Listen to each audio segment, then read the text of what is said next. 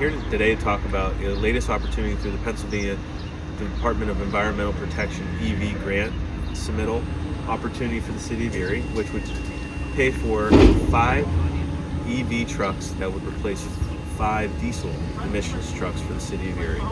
We've actually started working on this grant back in October of 2022. We've done telematics on our routes to prove that our load capacity and our routes could handle an EV charge.